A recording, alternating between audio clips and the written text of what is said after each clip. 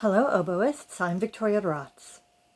Recently I made a video of the high school all-state, all-Northwest oboe audition excerpts, and band directors asked me if I would consider doing the middle school set as well. So here we go. The oboe is a tricky instrument to record, so if you are doing these at home for a band test, try recording in different rooms so you can figure out where you sound the best. I actually sound better in my living room because we have higher ceilings and carpet. And if I wanted my tone to have more projection, I would record in our dining room because there's no carpet. For the purposes of this recording, I'm in my music studio and I'm using my phone on my music stand. So you should definitely find a better system for yourself. Try not to point your oboe directly at the mic when you play, as I'll end up doing. If you are recording these with your band director for All-State, a reminder that there should not be a spoken introduction, as the point is to remain anonymous. So we begin with the scale etude. I've made some markings that I hope will be helpful. Be sure to count in your head and tap your toe to the quarter notes only. Don't tap dance by tapping eighth notes. Be sure not to bounce your first finger of your left hand when doing the half holes in the second measure. A reminder not to use the first octave key or thumb key when half holing. And the first note in this line that you should use the thumb for is the E natural. The first note you should use your second octave key or side key for is the A in the third measure. Here are the fingerings for high C sharp and D. C sharp, D. No octave keys. C sharp, D.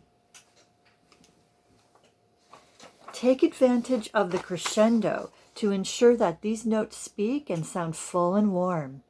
In the third measure, be sure to shout out the rhythmic name of the rest in your head so you don't play on it, and give it a full beat. Subdividing is always good, so remember that the quarter rest at the end of the third measure will have 2 eighth notes in it. When I demonstrate it for you, I will alter the last note so that no one is tempted to try to pass it off as their own recording. But first, let's check that metronome marking. We need it to be set to 60.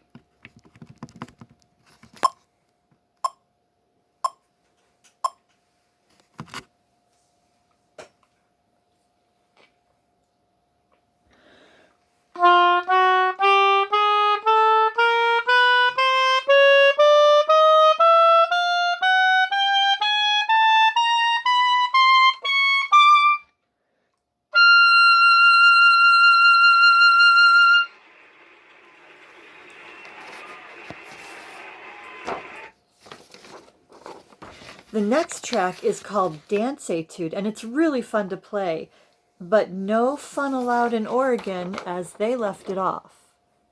No problem. Those of you watching in Oregon should work on this with us anyway. It will only take a few minutes, and I promise that it's worth it. Before I play any music that I get, I start by studying it and using my pencil. Mark in everything. This is in 6/8, and that means that there are 6 beats per measure, and the 8th note gets the beat. Subdivide to count it in 6, but be sure to feel the pulse in 2, the other way to count and conduct 6. It's our job as musicians to convey a sense of pulse to our audience, in most music styles anyway, as audience members love to share that feeling of tempo with us. As you work on this, start at a slow tempo to be sure that you are doing everything correctly. No one ever wants to hear a player struggling to keep up with a marked tempo, and more importantly, you don't want to play with sloppy technique or reinforce bad habits. If you need to play it a bit slower, that's okay, as you need to think long-term about your playing. Music is something that should be part of your life forever. I will alter the last measure slightly to discourage any unauthorized replication, but one of the best things about our instrument is that we all sound unique anyway, so you should work to develop your own signature sound and style. Let's check the metronome marking. It's marked at 100, But for our younger players in the audience, I'm actually going to set it at 92 so that you don't feel hurried. 1, 2, 3, 4, 5, 6. 1, 2, 3, 4, 5, 6. 1, 2, 1, 2.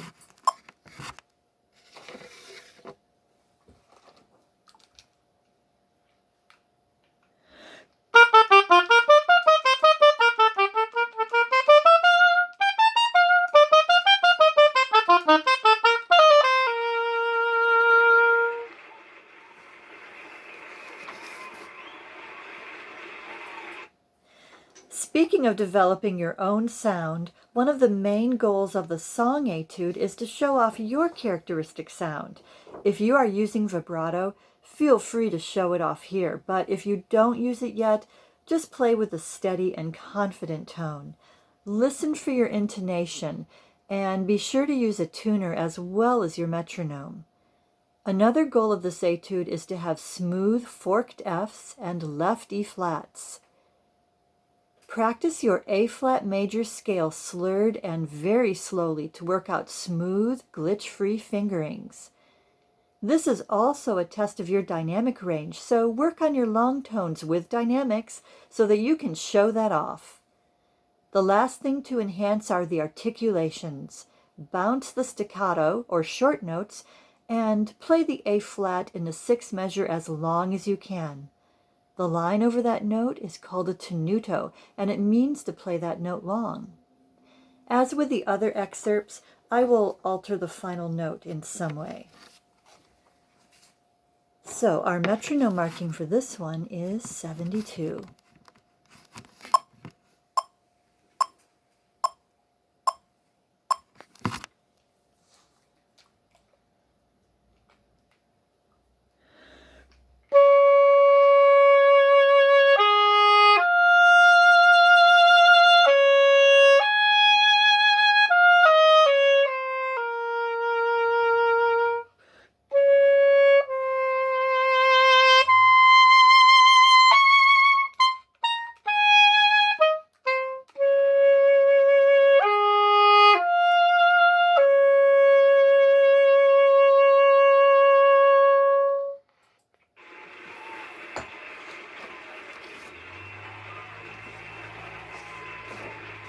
The final excerpt is designed to test your rhythmic prowess.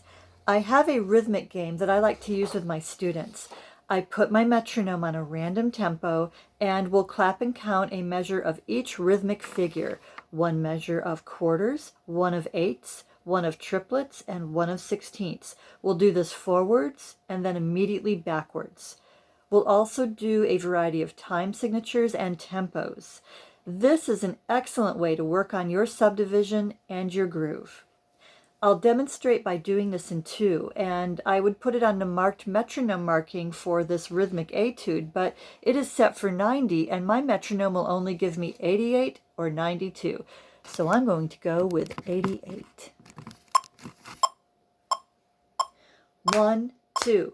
1 and 2 and 1 and a 2 and a 1 E and a 2 B and a 1 and a 2 and a 1 and 2 and 1, 2. Make sure you utilize that rhythm game. After you have counted and clapped this etude several times, you should be ready to go. As with the others, I'll change up the last measure in some way, and I'll decide how when I get there.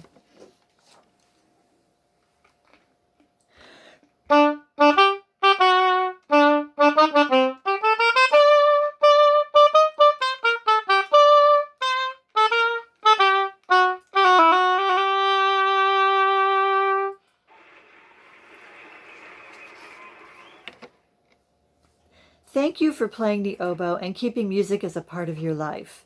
I'd love to hear from you if you think this was helpful, so please leave a comment and feel free to message me about any other questions you may have. You can find me online through the Northwest Oboe Seminar as well as through Oregon Chamber Players. I hope to hear you play in the future.